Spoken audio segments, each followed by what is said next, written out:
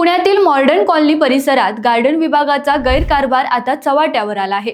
आयुक्त बंगला ते गुंजन वाटिका, हिरवळ गार्डन, बजाज गार्डन आणि हिरो गार्डन या परिसरात कंत्राटी कामगारांची नावे हजेरीवर असतात, पण प्रत्यक्षात ते कामावर दिसतच नाहीत।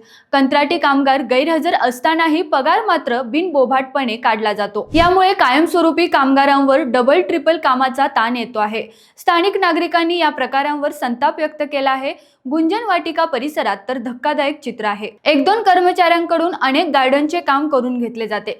गार्डन विभागात 15 ते 20 कर्मचारी असतानाही प्रत्यक्ष काम करणारे मोजकेच लोक दिसतात। यामुळे गार्डनची देखभाल ढासळली आहे। कचरा, गवत कापणी, झाडांची निगा सगळीकडे दुर्लक्ष दिसून येते। याहून धक्कादायक बाब म्हणजे गार्डनमधील साधने परस्पर विकली जात असल्याचे आरोप आहेत। काही ठिकाणी सीसीटीव्ही कॅमेरे बंद केले जातात। येथे कार्यरत महिला प्रभारी इंचार्ज यांच्याबाबतही नागरिकांच्या अनेक तक्रारी आहेत।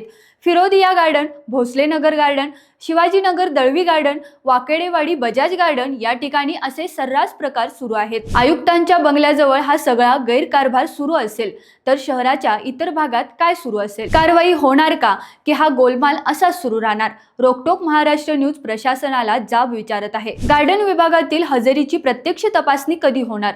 बोगस पगार काढणाऱ्यांवर कारवाई कधी होणार? आपल्या भागातही पुणे महापालिकेच्या आरोग्य, उद्यान किंवा स्वच्छता विभागात गैरप्रकार सुरू असतील तर रोकटोक महाराष्ट्र न्यूजशी संपर्क साधा, आम्ही तुमचा आवाज बनू।